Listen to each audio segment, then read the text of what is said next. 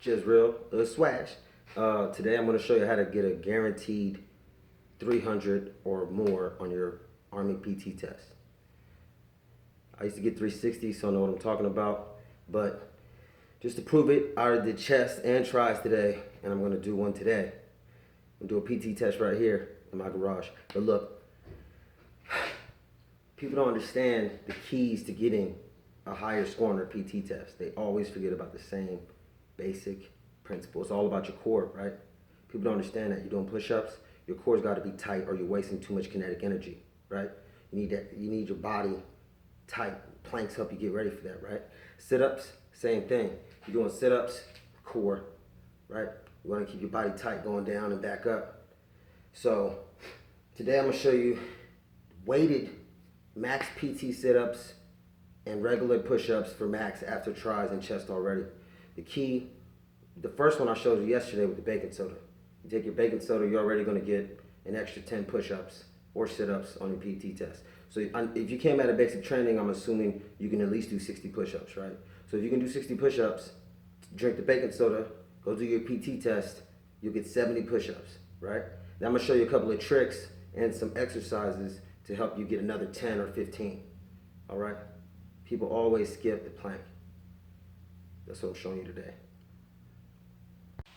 All right, so the deal with the planks is you got to use your planks to get your core stronger. If you're not doing at least 5 minutes of planks, you're not going to really max your PT test.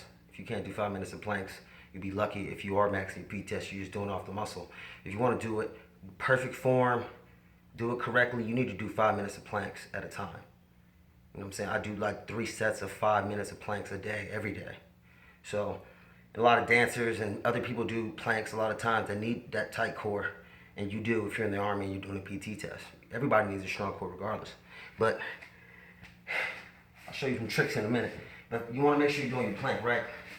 So your body needs to be straight, not ass up in the air, not down, slumping, perfectly straight, right? And what you do when you're getting tired, here's the trick to getting to the 5 minute mark, it's just constant rotation. So if I'm sitting here, I'm not going to sit here and do this on video for 10 minutes until I can, but you should be flexing your stomach as hard as you can the entire time. Sometimes I have people kick me in the stomach just to show, like, hey, you're doing it the right way. Now, you're flexed. You're trying to make your belly button touch your spine. It should burn just from how hard you're flexing. You're sitting there keeping it tight. And then when you get tired, what you need to do is rotate. So like go to your side, do a side plank, arm up in the air.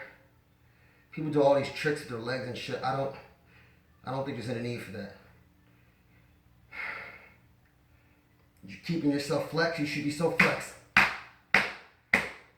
Somebody can just walk up and just kick you constantly the whole time because you're flexed so hard.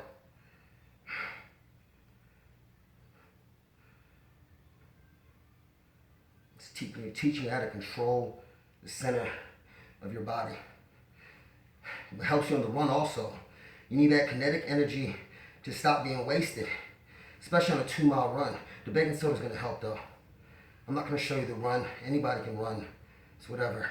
But the baking soda, I already talked about that yesterday. So you get tired on the side or something, boom. Maybe you're cramping.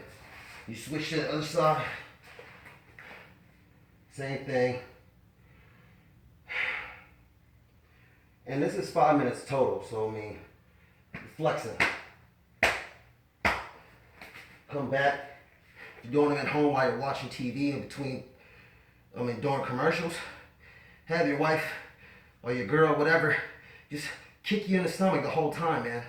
Just sit there planking out, getting kicked in the stomach. Make sure they're kicking you with the flat part of their foot, because I've had bruised ribs from people kicking me with toes. It's not cool, all right? So you go back to the center, you just keep rotating. You get the gist though. You get the gist. You just keep rotating, get your plank game up. Once you're at 5 minutes of plank straight, everything's easy. You got to build yourself up and do sets. If you can only do 2 minutes total time up there, take a quick break, jump back up there. You just got to get the total time in. Eventually, equates to longer time doing the plank. So if you do 10 1-minute planks a day, eventually your plank's gonna go up, you know what I'm saying? All right. Now for the push-ups, you have your hand tricks. A lot of people tell you this stuff, but they forget a huge one. It's the reverse hand grip push-up. And you build that up when you bench press, do reverse benches, at least 135. But here's the basic ones everybody knows about. You're doing the push-ups, use your shoulder width apart, body straight, right? You're doing the regular, boom, boom, boom. They get tired, they do a little rest, whatever. Then they adjust their hands. You can't lift it off the ground, but you can slide it. Then they go wide grip, boom, boom, boom, right? Then they come back to a closer grip, and they just keep rotating out. Some people know about the turn your hand outward. You know, instead of my hand being like this, my hand's out this way, right? Looking like I'm a SEAL, doing SEAL push-ups. And that recruits a different part of your chest muscle, right? So you're saving energy, and you're not burning the original chest part you were hitting earlier. So then, the one everybody forgets about though, is the reverse. You turn your hand backwards, boom, and get a whole different part of chest. It's more upper chest, and it gives you a good rest. And it still counts. There's nothing illegal about that in a PT test. That right there is going to add 4 or 5 right there, guaranteed. Try it today.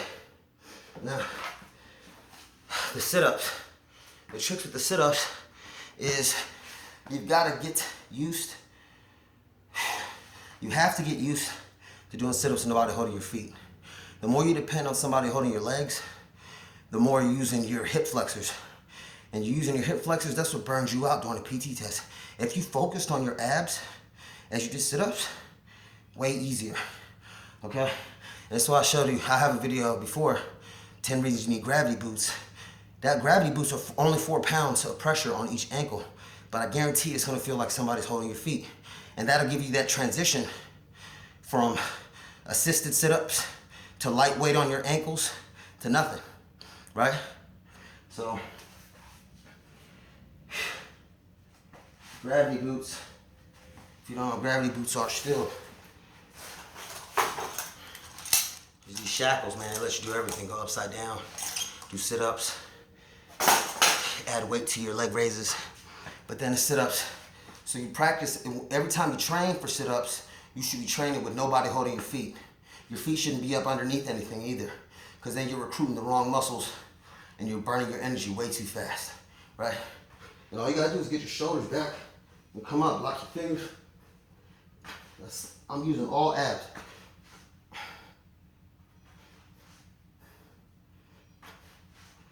And remember, you only need your ankles down on a PT test, right? It's harder to keep your feet flat.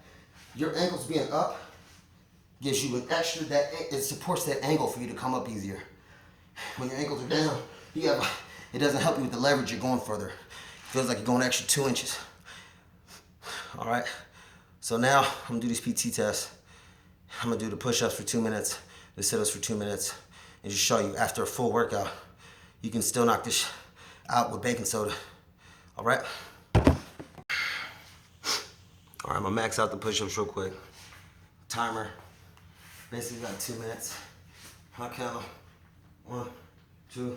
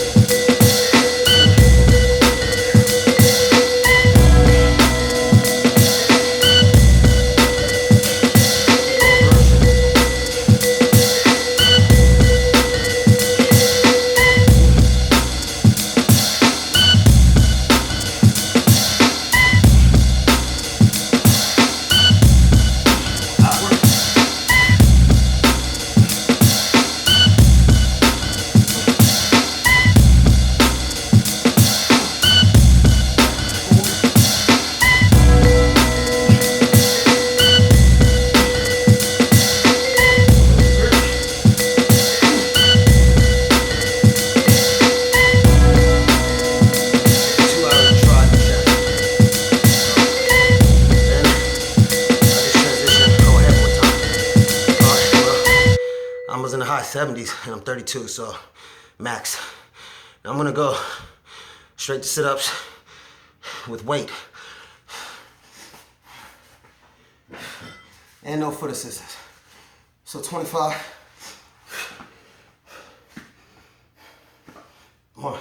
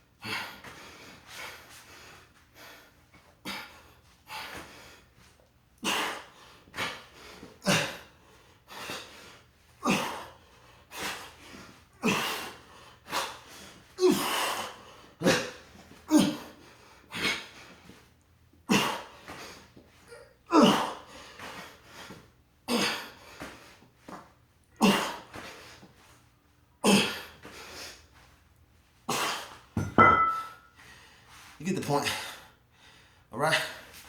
So, if you start doing weighted, unassisted sit-ups for sets of 50, PT test, you'll be able to do 120, just tell somebody to hold your toes. Like, put 2 fingers on my toes, knock out 120 of them. All right. Please subscribe.